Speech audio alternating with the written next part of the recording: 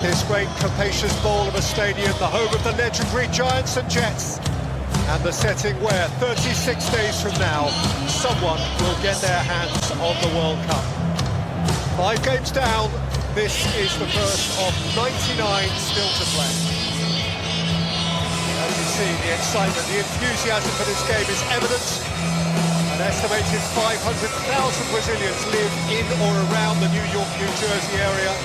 And there is a smaller but still substantial Moroccan population too.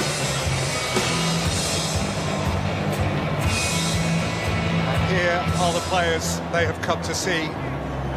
Superstars from Brazil and the Moroccans who made themselves so famous in Qatar 2022. It's bound to give you confidence and belief that you can beat some of the so-called bigger teams, and they've got plenty of players in this starting 11 that will not forget their Qatari adventure in a hurry, so they cannot be discounted for progressing fairly far in this competition. As mentioned, so many of these folk, particularly in the yellow shirts, have travelled not so far, but of course many have travelled from one American continent to another, indeed west across the Atlantic from North Africa. I've seen pictures of Times Square last night, which was quite a sight, packed full of rivalrous supporters revelling in each other's company. It was beautiful.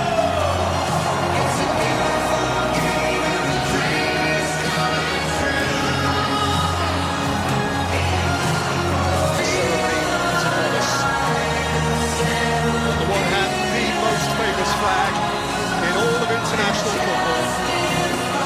Brazil instantly recognisable, and on the other Morocco, which has made itself recognisable, the kings of their continent, and they went so close in the last edition of the FIFA World Cup.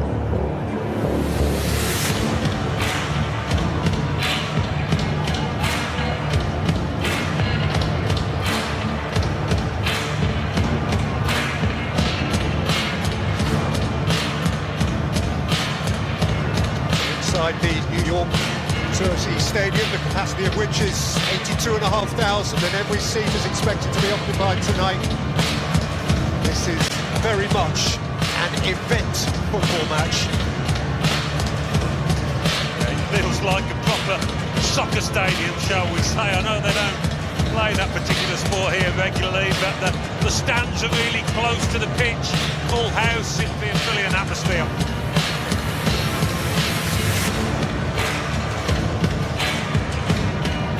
There is the bulk of the Moroccan support behind one goal, a substantial patch of red inside a sea of yellow. Who would love to have seen Neymar take part?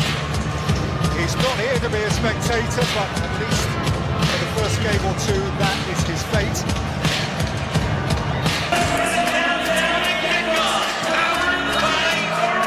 Brazil, always the principal attraction.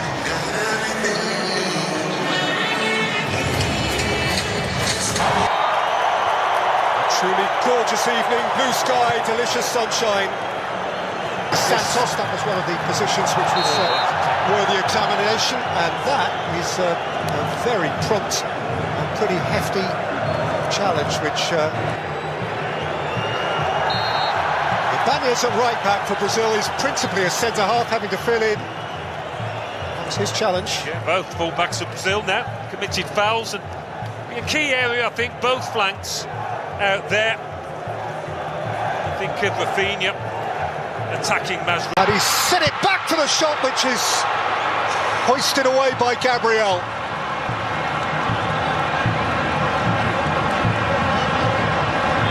Al-Ainawi against Gabriel, who goes in for more and takes quite a hit.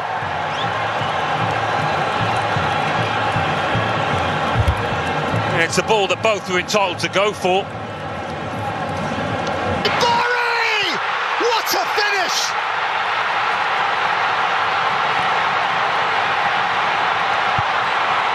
Amid the searing heat of New Jersey, Ismail Saibari lights up Moroccan hopes. immensely cool.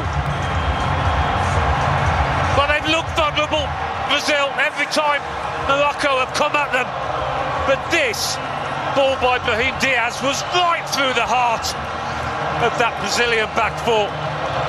For this lad to run onto, and boy, did he take it confidently. How much time has he got? Enough to look up. Perfectly weighted. I wondered whether Saibari was going to... Vinicius Junior lashes in the equaliser. A superstar goal for Brazil. The point of brilliant Brazilian difference.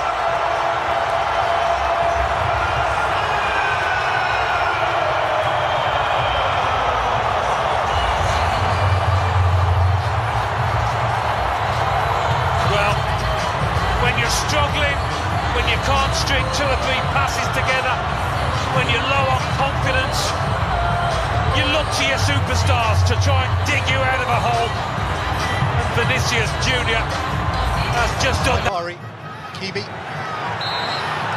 And his ankle tapped, he's got a free kick for that. Well, he's had a tough time, Hakimi, against his ex-teammate. Neymar is a spectator, which is the last thing he really wanted to be. He's anticipated he should be fit.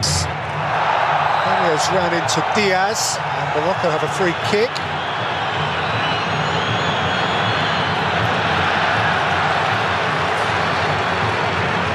The cartel. Santos! Bono got across to deny Paquetá what would have been a showpiece goal. It was well directed, not quite the power he would have wanted. It's not been the easiest of halves, Paquetá at times. Morocco began it like lightning, and they established a lead which they were worthy of through Ismail Saibari, a delicious lob from outside the penalty area. What a beautiful evening here for the start of a second half which promises so much, and ahead of which Vinicius Junior, having scored a beauty of a goal to draw them level. Brazil have made a couple of changes, Alan Smith, one at right full-back and one in midfield. And the players they've withdrawn, Roger Ibanez and Casemiro, I think it's no coincidence to observe, were both on a yellow card. Yeah, and I thought Roger Ibanez did struggle in general. Rafinha once more, beyond Marquinhos at the near post. Catch by Vinicius Junior.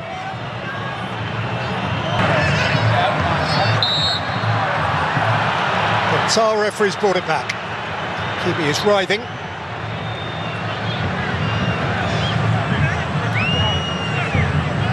Guimaraes walking away from the scene of the alleged crime. Junior can emerge. Saibari gets his free kick. Fabinho taking him out there. That's partly why he's on the pitch.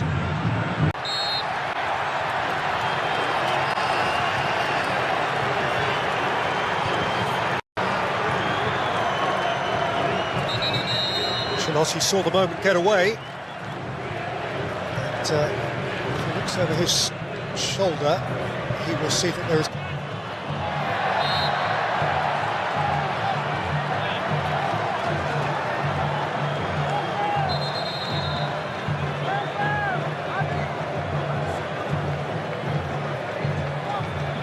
He's really covered some ground, but he couldn't quite get there in time, I don't think.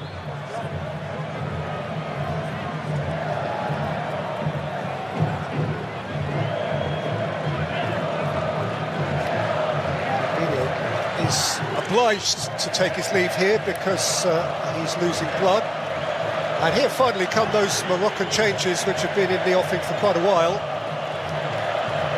Chemstein Talbi on to be introduced. Riquet driven across in front of Rafinha, who just could not get a toe on it.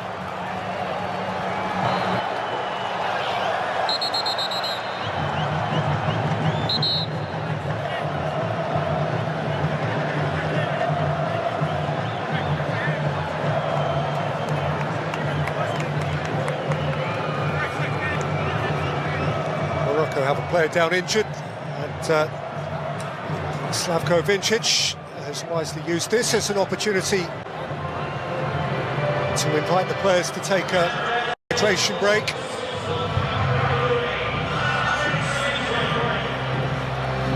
And Alan, as you identified very early in the piece, it's been a very different game of football since half-time, much more tactically tight and wary. Yeah, I think neither coach really after the first half would have been entirely pleased with it because it was a bit too open, but it's got the look of a match whereby it's next goal winner. I might be wrong, but Brazil, with the substitutions they've made, look the more likely. Saibari! He's got a corner. All would have been waited. Set back by Vinny Jr. and Rafinha cracks it into the arms of the goalkeeper. They did well to control it actually, Rafinha. Not an easy angle. Thrusting. Mateus Cunha went to ground and asked a question, and the answer was corner. Yeah, he's so dangerous, so inventive. Almost gone down again.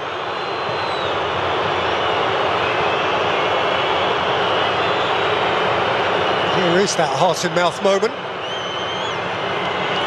As are coming together after Ono had cleared the ball. Just momentum of Rafinha. Of course, again, what we do know ahead of this World Cup is that it is the Moroccan supporters around us who are on their feet. They are the believers.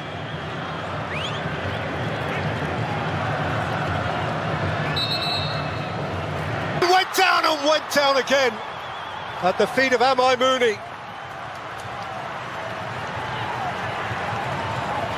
Well, I thought he might be going. Houadi. And the end. They'll settle for that. They'll have to settle for that. Carlo Ancelotti caught between some sort of satisfaction and perhaps mild regret that Brazil couldn't come out of the blocks more assuredly than actually they